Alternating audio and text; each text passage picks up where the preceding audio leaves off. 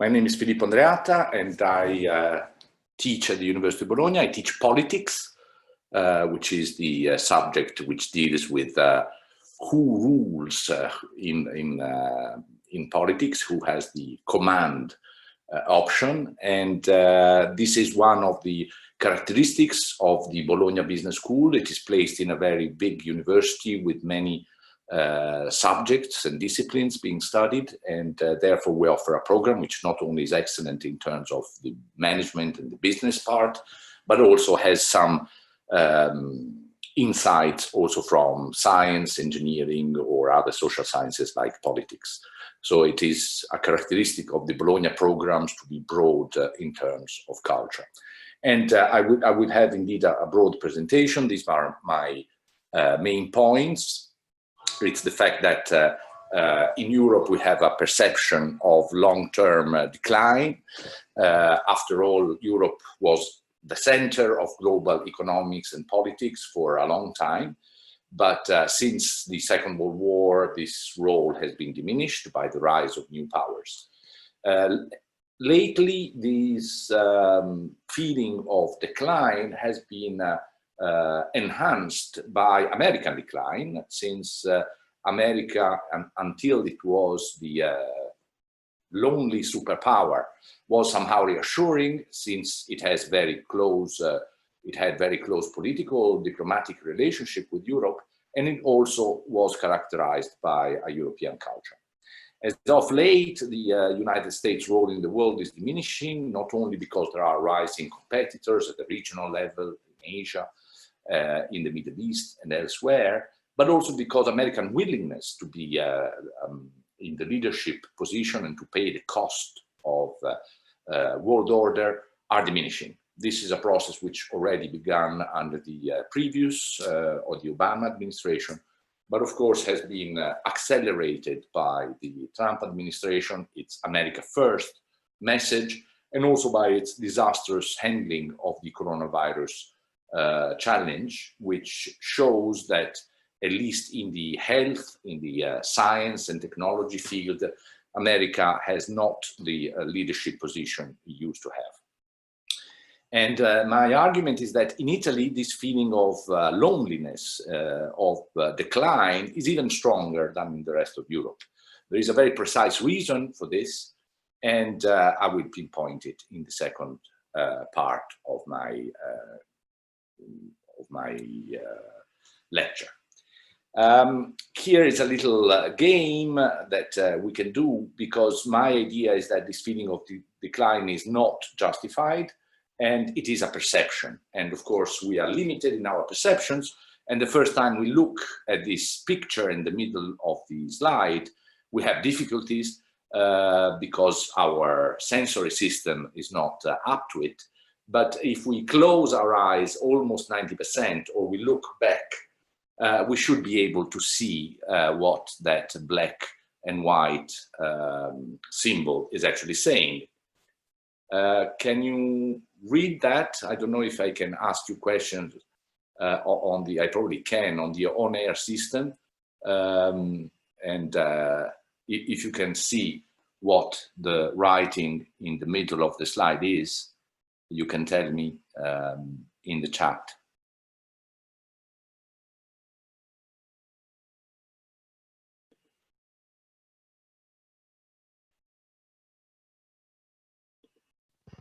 Okay, anyway, this is just to say that eyes, they said. Exactly, it is written bad eyes, but it's not immediately perceived. And therefore, I would say, I would argue that after all, this decline narrative in Italy and Europe is unjustified. In part because there is a success story in Europe. Over the last decades, we have really transformed the industrial texture of Europe. We have started off in the 1950s with traditional industry, and we have managed to transform the way our society and our economic work. And one can see it especially with automaking, for example, the electronics that are and the components that are today on the right-hand side in Europe. In fact, what I will argue is that the rest of the world is becoming more like Europe. And so Europe is, in fact, in a good position in the next century, because it already knows what many of the rising emerging economies would like, because taste and consumption are becoming actually more alike. Let me give you a long-term perspective about this. These are estimates, they are the best one we have over the very long term about shares of global GDP between the developed OECD nations and the non-developed ones, developing now, non-Western world. And you can see that today, or actually 2 years ago, the the majority of the global population, which is not in the West, has overcome in share of GDP. If you look at the last numbers, you have 55%, more than half of global GDP placed outside the OECD club. But if you see it in a historical perspective, you see that unusually and exceptionally, there was a European or Western dominance, since Europe and the United States and Japan were about 4/5 of the global economy for much of the 20th century. And until the oil crisis, until 1973, this was true. And so over the last 40 to 50 years, what has happened is that basically the rest of the world has started industrializing and started catching up with the rest of Europe. This has given a sense of relative decline, but in fact, as I will argue, it has some positive and negative components. The positive ones are that Europeans already know where the rest of the world is heading. The bad ones is that, of course, this puts pressure on resources, and which are limited, and of course have difficulties in shaping this enlargement of well-being, which is driven largely by demographics. Here are demographic projections until the end of the 21st century, starting off in 1950. And you can see that in today's world already we have a very much transformed situation with respect to what it used to be. Now the world is much more Asian than it used to be. But these days we're already at the peak of the demographic transition in Asia. And of course, over the rest of the century, we will have stabilizing off and then a decline in the demographics in Asia. And the world will have the last big jump in population in Africa, okay, which will end about at the end of the century, and it will level off world population at 9 billion people, okay? Okay, let me get into a little bit what is the meaning of this transformation in terms of demographics, in terms of consumption, in terms of consumption in terms of goods, but also in resources, okay? This is a very simplified way to look at the world. Each of these green symbols represents 1 billion people. And in 1970, we had 4 billion people, okay? Half of these lived under the poverty line of $1 per day, consumption of less than $1 per day. So 2 billion people were stuck in this hunger situation, and 2 billion were above.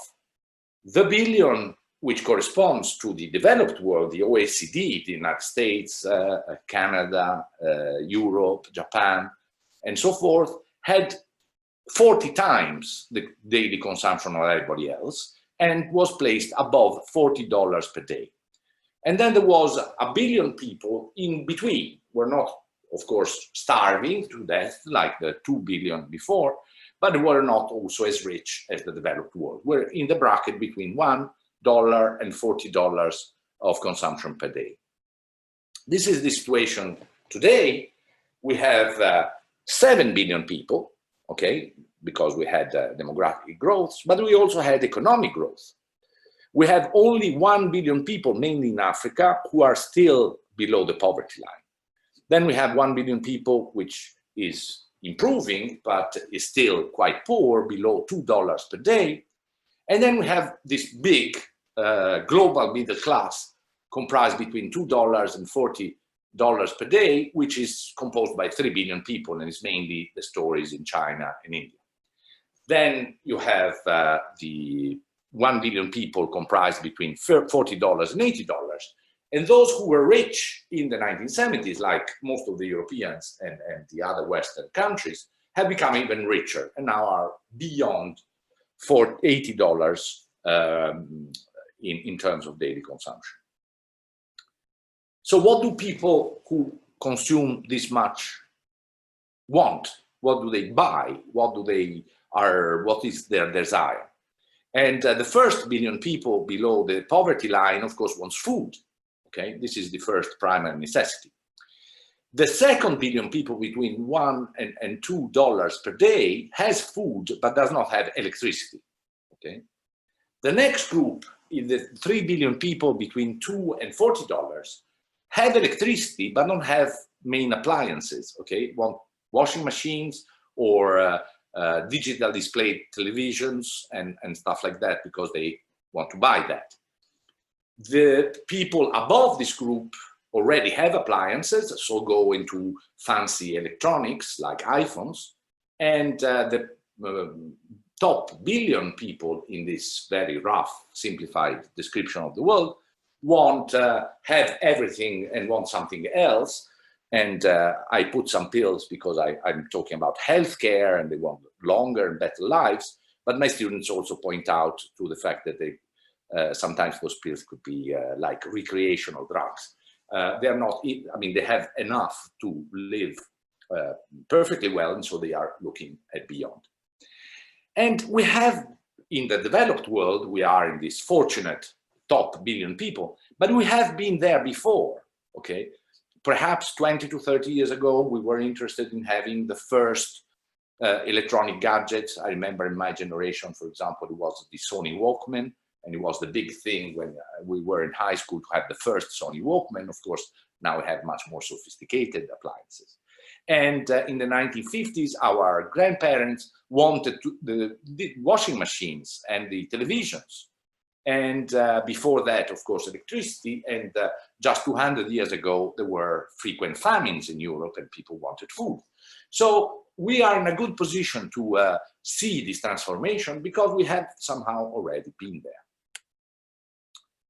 The bad news is the fact that consumption in terms of goods implies a consumption in terms of resources. And here is a brief estimate of what it means in terms of energy resources. Okay, this is the situation in today, in which we have 7 billion people, and we can see what is their consumption.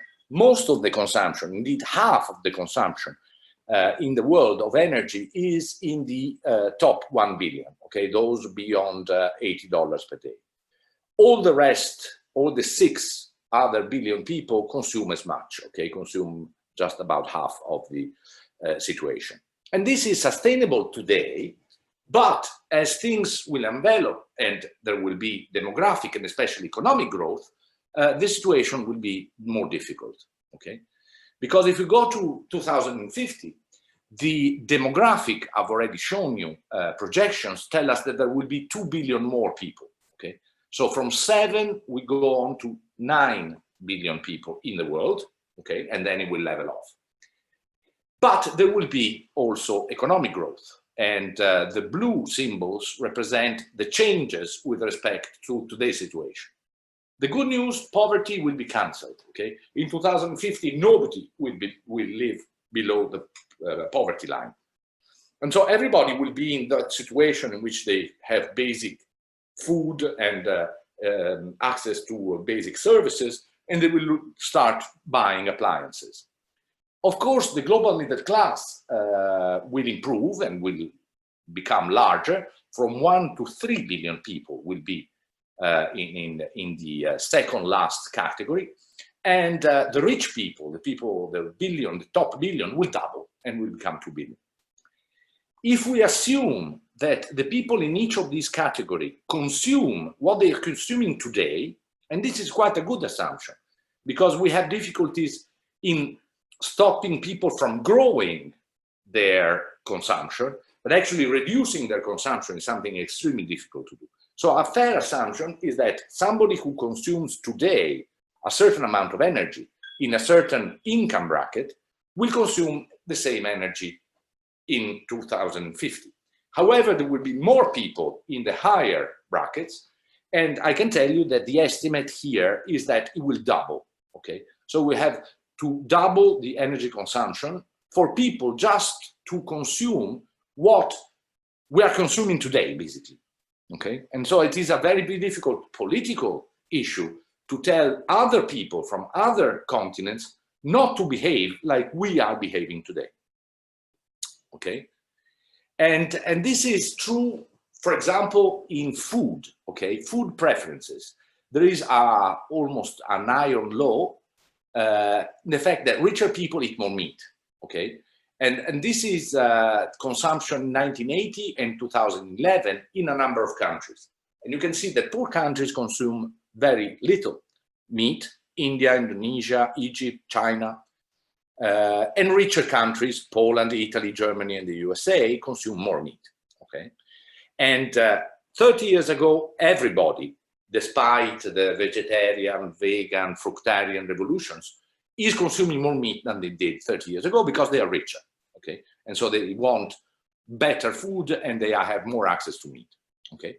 So the assumption here is that if Egypt becomes as rich as China, or China becomes as rich as Poland, it is likely that the pattern of consumption will become more similar, and therefore people will consume more meat, okay? In Italy, I had data also for what type of meat, because there is a switch from chicken and beef to pork, okay?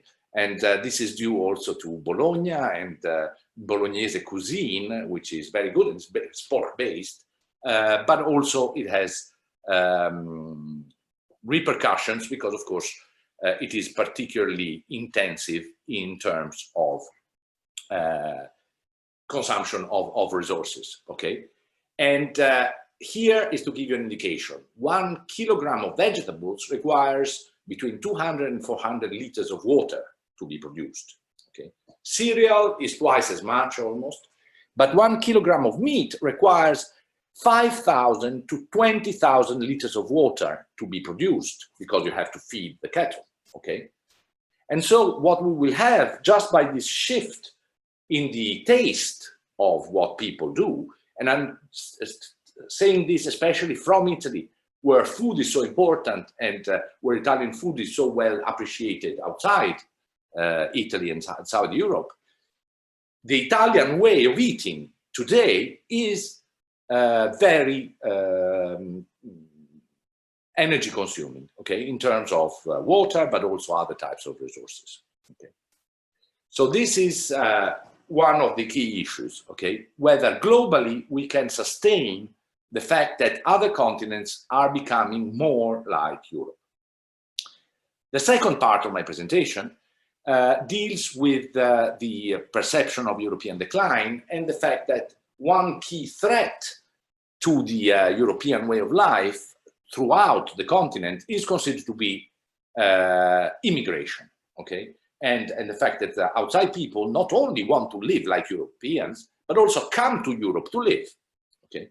And also in the coronavirus emergency, many people associated these threats and thought that migrants may be coming from places where the situation was worse than Europe were actually bringing the infection in. Of course, this is statistically not true, but politically, what is true is that most parties throughout Europe, both in the continent and in the UK, which have a negative view of migrants and want to stop the migrants, are doing very well, okay? And according to me, this is one of the reasons why Europe could do not as well as I thought in the beginning, and especially Italy will do worse than other European countries if it does not change its attitude towards welcoming people from outside. Here are in blue what people believe is the influx of migrants into their own country. In the United States, people believe that more than a third of the population lives outside, but also in Europe it's around 30%. These are the blue diagrams. The red ones are the actual numbers, okay? And this is the idea that immigration is a smaller phenomenon, is between 10 and 15% between the United States and Sweden, which is particularly open. And in Italy, and in the Italian case, it is actually not enough, okay?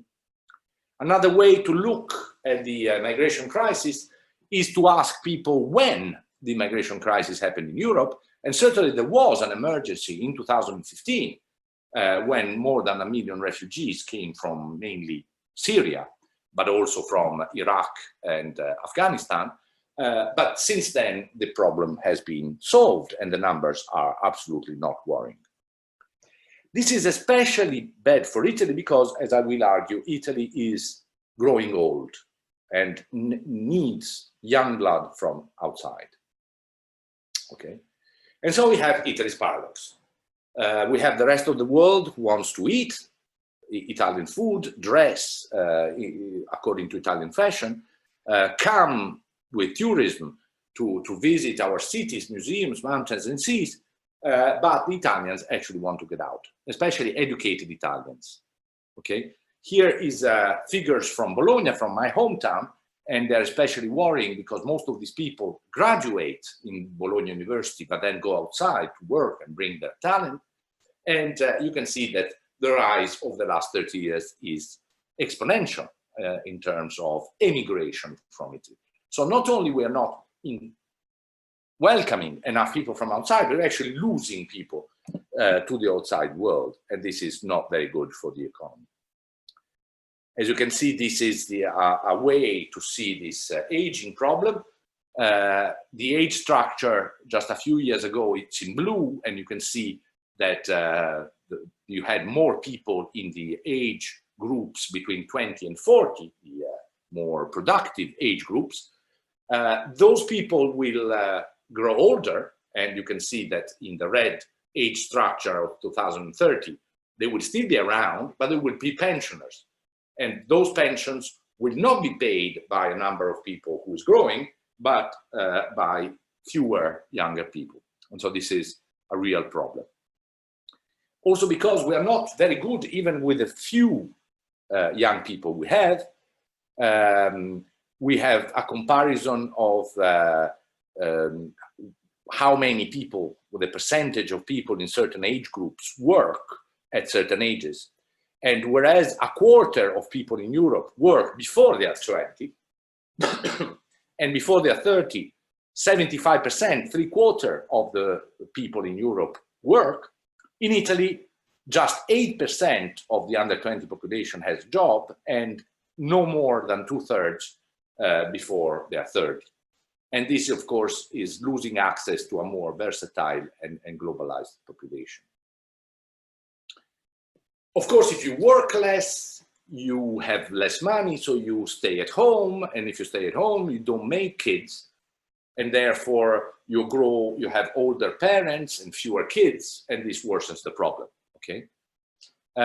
This may have to do with culture and with big Italian mamas who don't want to lose their kids, but a staggering 68% of Italian males don't leave the house before they are 30. Okay, whereas these numbers are between 10 and 20% outside Europe. And so in Italy, this growing old problem is really, really serious. And if you look at a certain data, for example, from Italy, you can see that not only this growing old is bad, but it has been improved a little by the immigration we had. And if we had more immigration, perhaps it could be leveled off.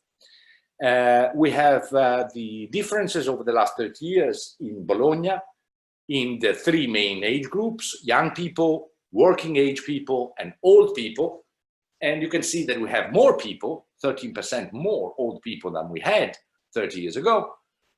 We have lost many people in the working age bracket, but we're losing especially 1/4 of our youngsters, of our kids.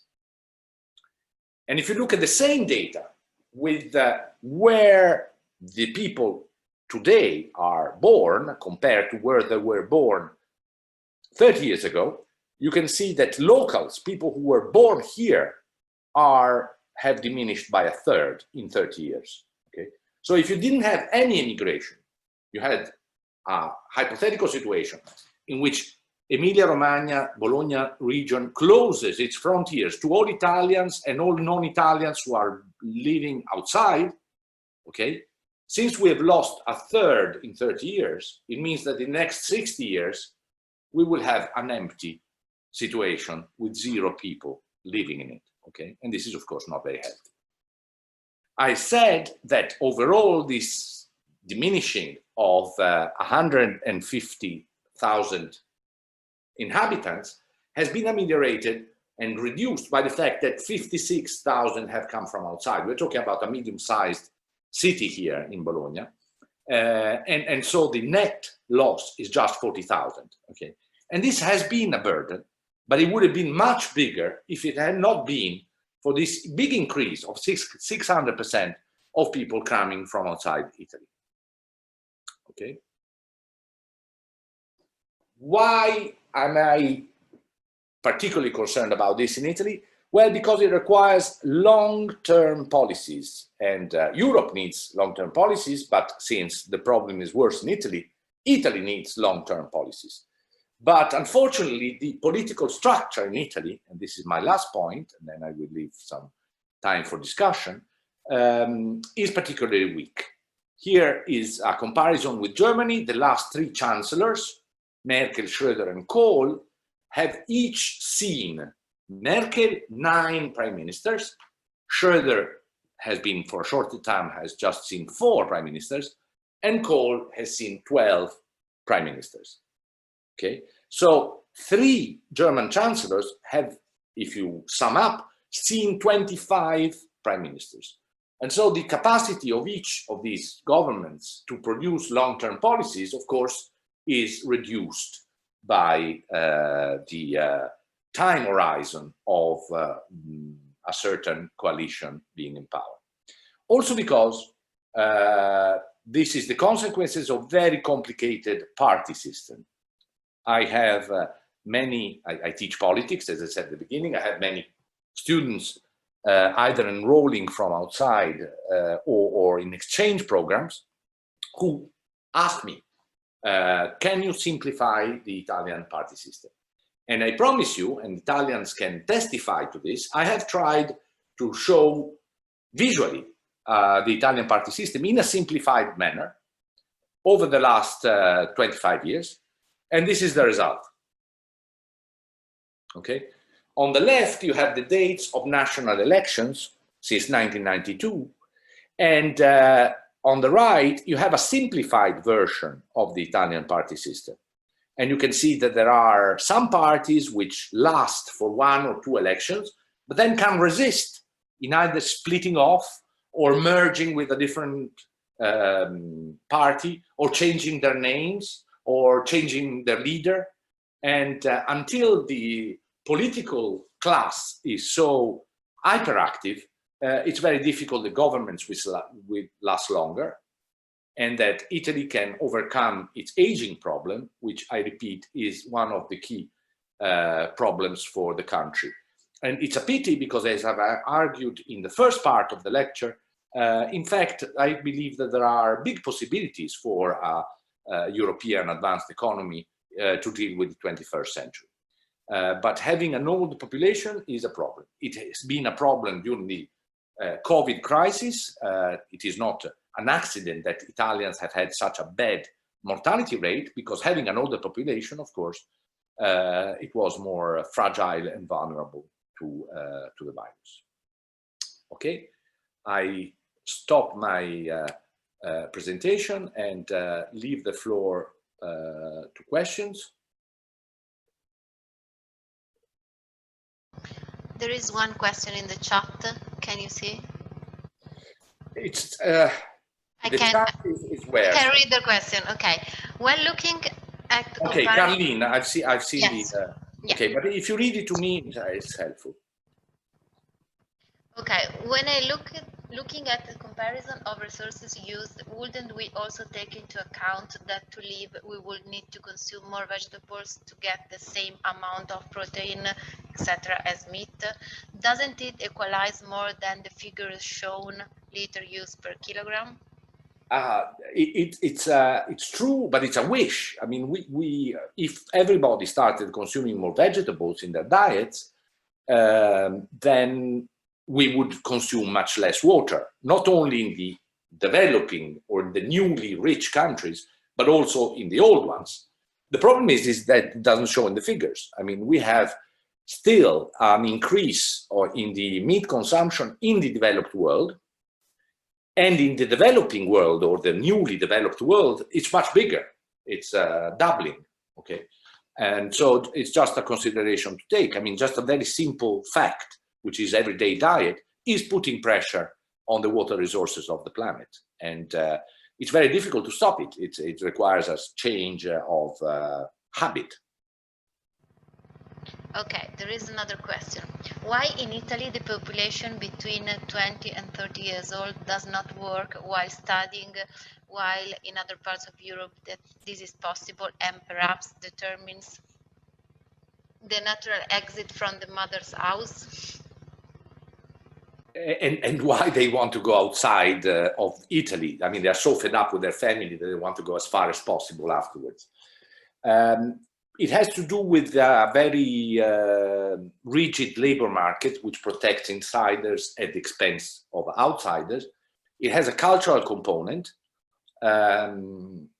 We not only tend to stay more with mamas, but also with grandmamas than the rest of Europe. This is true in the Mediterranean, also in Greece and Spain, but in Italy is more true.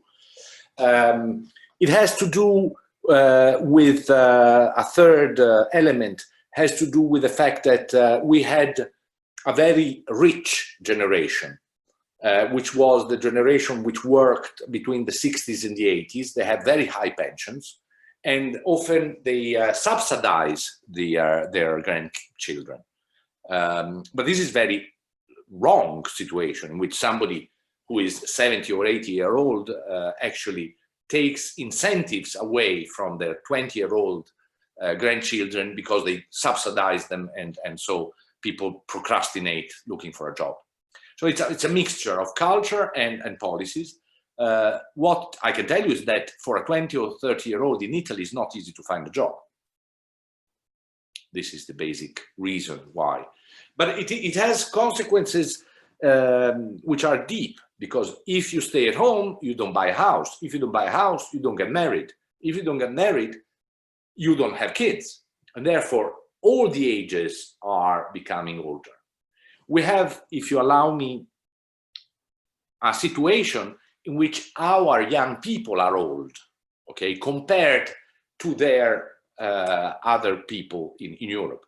If you look at the average age in which people go outside house or start a job or have a kid, they're all higher ages than the ones you find in France, Germany, or the UK. Not to mention what are the average ages in Asia or in Africa, okay, where you have ages of the first kid which are below 18.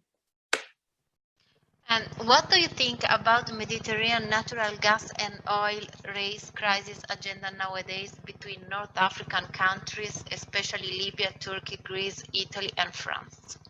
Well, I mean, there is a problem with the resources. So each new resource is increasingly contested. This is true in the Mediterranean, it's true in Southeast Asia. And certainly the fact that the Americans have shied away from a leadership role is contributing to the competition, because it is possible to now have national strategies to acquire resources. So it is a natural consequence of the economic prospects and the global political situation. It is bad news, however, because conflict is a very ineffective, inefficient way to distribute resources. You actually waste resources rather than save them. And therefore, it is a natural, understandable phenomenon, but a worrying one. EU a good or bad idea, and what are the pros and cons for Italy to be a part of it? A part of what, sorry? European Of Union. European Union. Well, I mean, nobody can expect a country with 50 million people. We're talking about a world, as I said, of 9 billion people, in which the future politics will have to change very important behavior. Okay, I said that Italians had to get younger, which means that they have to accept younger immigrants, but also the Italians themselves have to stop being so old when they get out of the house, or marry and have kids. Okay, and they need to have more kids and all these kind of things. So you have to go very deep down in behavior. As I said, one big improvement would be if the old world and the new world stop eating more meat, okay, and start consuming more cereals and vegetables, okay. Also, this is not happening, and so politics should help this thing to happen. Certainly a single country, a small single country of 50 million people out of 9 billion cannot have enough influence. So the European Union is fundamental in terms of the critical mass to have the resources to change some of the things. If you think about the euro, for example, the euro crisis has been dramatic, but not as dramatic as if Italy had been outside the euro. It would have had an Argentinian outcome outside the euro. Isn't that water at least partly stay in the environment? Animals drink water. I understand that's not clean anymore, but it's not disappearing from nature. Well, wild animals are not real consumers. They are being reduced. The problem is farming. To feed rich people consumes a lot of water, and that's not wildlife. I would say that is human life very much. How do you solve the problem of multiple and fractional parties in the Italian political system? At the same trend seems to be occurring in the European countries such as Spain, France, and even Germany. Well, in part, this is due to a fundamental change in which you have, after the Cold War, you usually had a polarized international politics, which represented a very simplified, bipolar domestic politics in most Western countries. So it is true that fragmentation is a characteristic throughout many Western democracies. However, there are some electoral systems and institutional remedies which other countries have introduced and have limited the fragmentation, whereas in Italy we have tried, but no reform has been successful, and therefore fragmentation has been to the fullest extent, and we are not solving this problem. The refugee crisis, with Italy very much at the center, has put strains on the idea of cooperation between states. Populism seems to be on the rise, so how do you think we can create the political will to make some of the lifestyle changes that are so important, but which are not going to be popular in electoral terms? Well, I would sort of use the biggest example, okay? The biggest example is the coronavirus. And as all epidemics, you have a transnational problem, of course. It doesn't stop at frontiers. And instead, most states have had a national answer, okay? Not only Europe, throughout the world, closing frontiers and imposing sovereignty over their territory, and very little cooperation. I mean, the United States is actually going outside the WHO, the World Health Organization. So you're right, populism is on the rise, and some countries in which the leadership downplayed the coronavirus are actually undermining international cooperation, okay?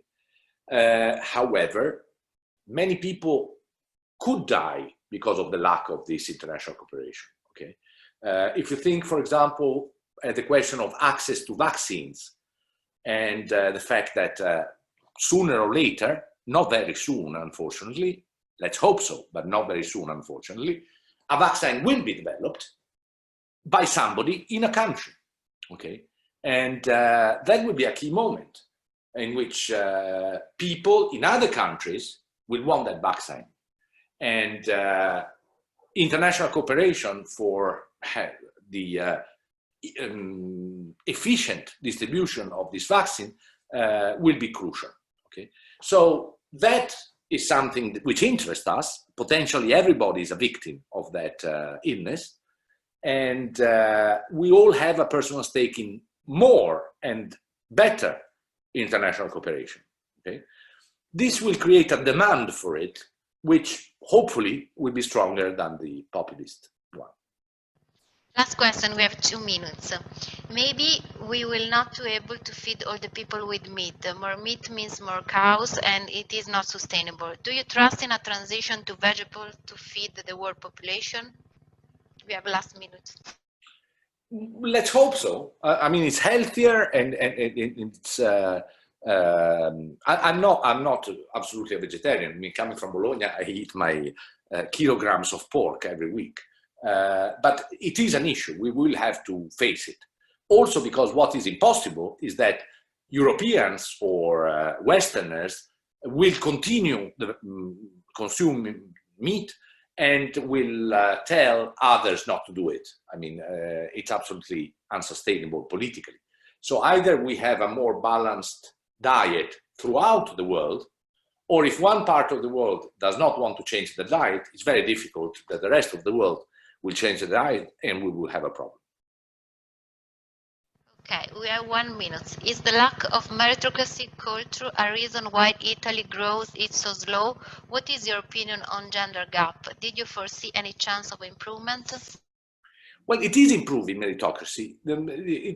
I mean, we could talk a lot about it, but I mean, in my professional life, I've seen improvements in meritocracy.